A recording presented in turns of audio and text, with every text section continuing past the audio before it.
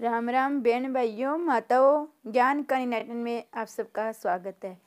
आज मैं आपको चैत्र मास की अमावस्या की कब है और अमावस्या को क्या करना चाहिए, पितरों को खुश करने के लिए गीता जी का कौन सा अध्याय पढ़ना चाहिए वो मैं पढ़ूंगी।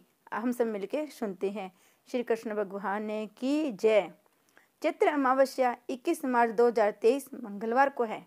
इस माह की अमावस्या तिथि 21 मार्च प्रातः 1:47 से इसी दिन रात 10:53 तक रहेगी।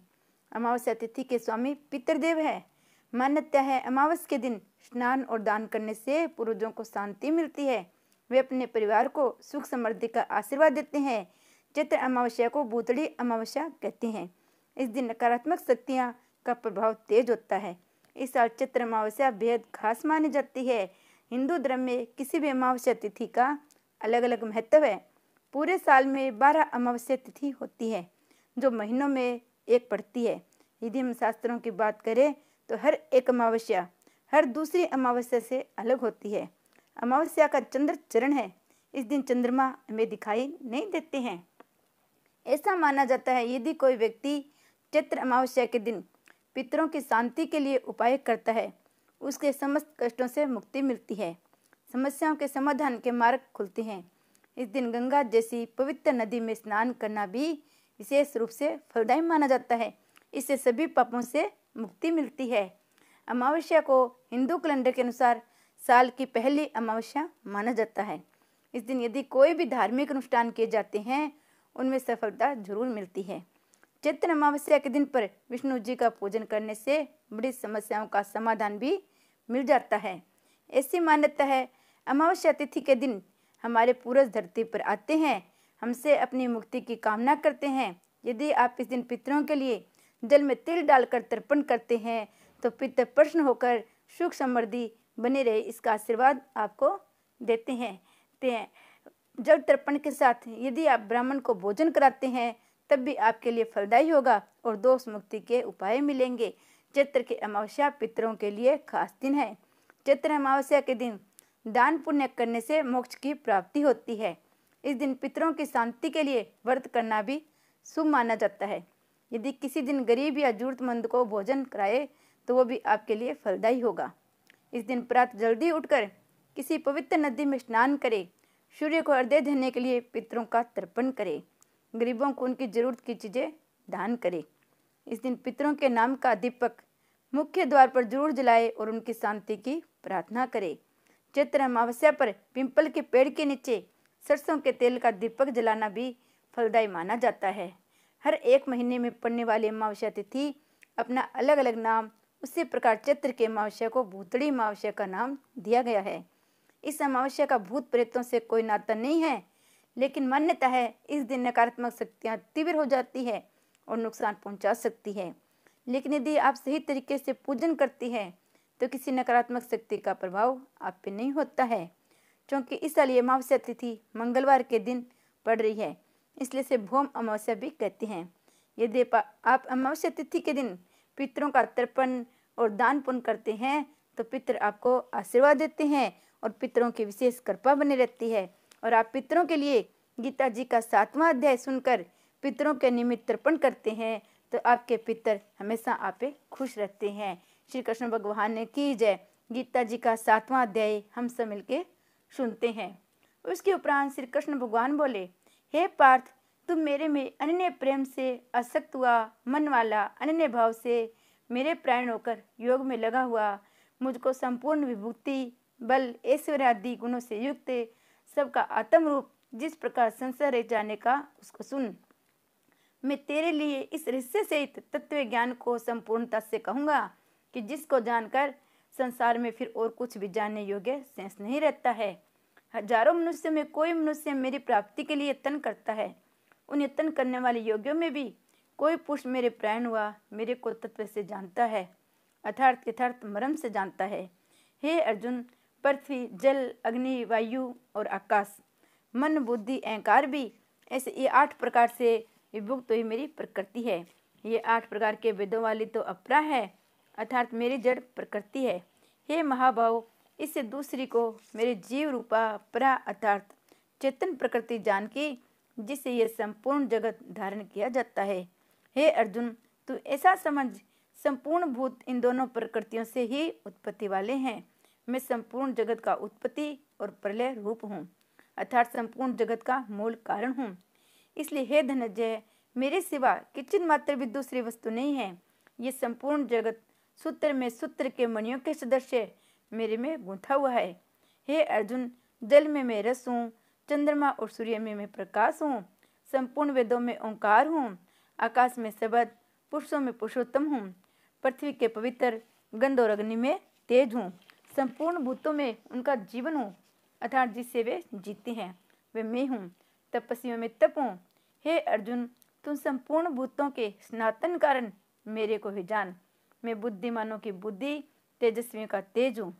हे भरश्रेष्ठ, मैं बलवानों का आसक्ति, कामनाओं से रहित बल अर्थात सामर्थ्य हूँ, और सर्वभूतों में धर्म के अनुकूल अर्थात शास्त्र के अनुकूल काम हूँ। और भी जो सत्व गुण से उत्पन्न होने वाले भाव हैं, जो रजोगुण से तथा तमोगुण से होने वाले भाव हैं, उन सबको तुम मेरे में ही आने वाले हैं, ऐसा जान। परंतु वास्तव में मैं उनमें और वे मेरे में नहीं हैं। गुणों के कार्य रूप सात्विक, राजस और तामस, इन तीनों प्रकारों के भाव से अर्थात राग द्वेष आदि विकारों से संपूर्ण विश्व से ये सब संसार मोहित हो रहा है। इसलिए तीनों गुणों से प्रेम मुझ अविनाशी को तत्व से नहीं जानता, क्योंकि अलौकिक अर्थात अति अद्भुत त्रिगुणमयी मेरी योग माया बड़ी दुस्तर है। परंतु जो पुरुष मेरे को ही निरंतर बसते हैं, वे इस माया को उल्लंघन कर जाते हैं और संसार से तर जाते हैं। ऐसा सुगम उपाय होने पर भी माया द्वारा हरे वे ज्ञान वाले आसुरी स्वभाव को धारण किए हुए मनुष्यों में नीच और दूषित कर्म करने वाले मूल लोग तो मेरे को नहीं बसते हैं। हे भरतवंशियों में श्रेष्ठ अर्जुन, उत्तम कर्म वाले यथार्थी, आर्थ, जिज्ञासु और ज्ञानी अर्थात निष्कामी, ऐसे 4 प्रकार के भक्तजन मेरे को बसते हैं। उनमें भी नित्य मेरे में ही एक ही भाव में स्थित हुआ अन्य प्रेम भक्ति वाला ज्ञानी भक्त अति उत्तम है, क्योंकि मेरे को तत्व से जानने वाले ज्ञानी को मैं अत्यंत प्रिय हूँ। वे ज्ञानी मेरे को अत्यंत प्रिय है, यद्यपि ये सभी उदार है अर्थात श्रद्धा सहित मेरे भजन के लिए समय लगाने वाले होने से उत्तम है।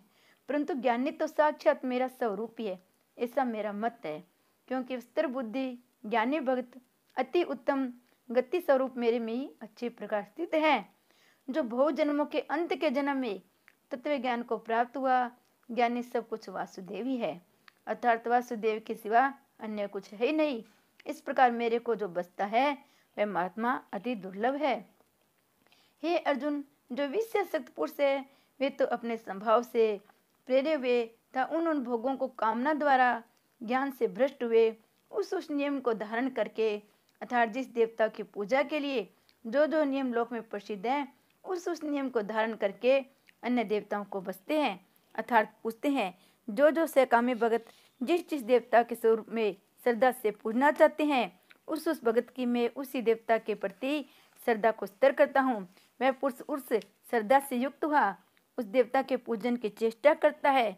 उस देवता से मेरे द्वारा ही विधान किए हुए उनिश्चित भोगों को निसंदेह प्राप्त होता है, परंतु उन अल्प बुद्धि वालों का वह फल नाशवान है। वे देवताओं को पूजने वाले देवताओं को प्राप्त होते हैं।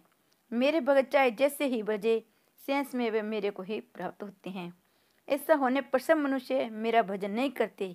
इसका कारण यह है कि बुद्धिहीन पुरुष मेरे अनुत्तम अर्थात जिससे उत्तम और कुछ भी नहीं ऐसे अविनाशी परम भाव को अर्थात अजन्मा अविनाशी हुआ भी अपनी माया से प्रकट होता है। इससे प्रभाव को तत्व से न जानते हुए मन इंद्रियों से प्रेम उस सच्चिदानंद घन परमात्मा की मनुष्य की भक्ति जन्म कर व्यक्ति भाव को प्राप्त हुआ मानते हैं। अपने योग माया से छिपा हुआ मैं सबके प्रत्यक्ष नहीं मान होता हूँ, इसलिए वह अज्ञानी मनुष्य मुझ जन्म रहित अविनाशी परमात्मा को तत्व से नहीं जानता है, अर्थात मेरे को जन्मने मरने वाला समझता है। हे अर्जुन, पूरे में व्यतीत हुए वर्तमान में स्थित आगे होने वाले सब भूतों को मैं जानता हूँ, परंतु मेरे को कोई भी श्रद्धा भक्ति रहित पुरुष नहीं जानता है, क्योंकि हे वर्तमान से अर्जुन, संसार में इच्छा और द्वेष से उत्पन्न हुए सुख दुख आदि द्वंद्व रूप मोह से संपूर्ण प्राणी अज्ञानता को प्राप्त हो रहे हैं, परंतु निष्काम भाव से श्रेष्ठ कर्मों का आचरण करने वाले जिन पुरुषों का पाप नष्ट हो गया है, वे राग द्वेष आदि द्वंद्व रूप मोह से मुक्त हुए हैं। दृढ़ निश्चय वाले पुरुष मेरे को सब प्रकार से बसते हैं। जो मेरे शरण होकर जरा और मरण से छूटने के लिए यत्न करते हैं, वे पुरुष उस ब्रह्मा को, संपूर्ण अध्यात्म को संपूर्ण कर्म को जानते हैं। जो पुरुष अधिभूत, अधिदेव के सहित, अधियज्ञ के सहित सबका आत्म रूप मेरे को जानते हैं, अर्थात जैसे भाप, बादल, धूप, पानी, बर्फ ये भी सब जब स्वरूप है, वैसे ही अधिभूत वे युक्त चित्त वाले पुरुष अंत काल में भी मुझको ही जानते हैं, अर्थात मेरे को ही प्राप्त होते हैं। श्रीमद् भागवत गीता रूपी उपनिषद ब्रह्म विद्या योग शास्त्र विषयक श्री कृष्ण और अर्जुन के स्वाद में ज्ञान विज्ञान नामक 7वां अध्याय समाप्त। श्री कृष्ण भगवान ने की जय। अब 7वें अध्याय का महात्म्य सुनते हैं। श्री शंकर भगवान ने की जय। भगवान शिव कहते हैं, पार्वती अब मैं 7वें अध्याय के महात्म्य को बतलाता हूँ, जिससे सुनकर कानों में अमृत राशि भर जाती है। पाटलिपुत्र नामक एक दुर्गम नगर है, जिसका गोपुर द्वार बहुत ही ऊंचा है। उस नगर में शंकुकर्ण नामक एक ब्राह्मण रहता था। उसने वैश्यवृत्ति का आश्रय लेकर बहुत धन कमाया, किंतु न तो पितरों का तर्पण किया, न देवताओं का पूजन किया। वह धनोपार्जन में तत्पर होकर राजाओं को भोज दिया करता था। एक समय की बात है, उस ब्राह्मण ने अपना चौथा विवाह करने के लिए पुत्रों और बंधुओं के साथ यात्रा की। मार्ग में आधी रात के समय जब वह सो रहा था, एक सर्प ने कहीं से आकर उसके बाहें में काट लिया। उसके काटते ही ऐसी अवस्था हो गई, मणि मंत्र औषधि आदि से भी उसके शरीर की रक्षा असाध्य जान पड़ी।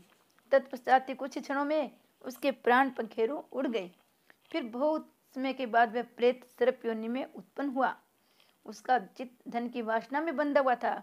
उसने पूरे वृत्तांत का स्मरण करके सोचा, मैंने जो घर के बाहर करोड़ों की संख्या में अपना धन गाड़ के रखा है, उससे इन पुत्रों को वंचित करके स्वयं ही मेरे धन की रक्षा करूंगा। एक दिन सांप की योनि से पीड़ित होकर पिता ने स्वप्न में अपने पुत्रों के समक्ष आकर अपना मनोभाव बताया।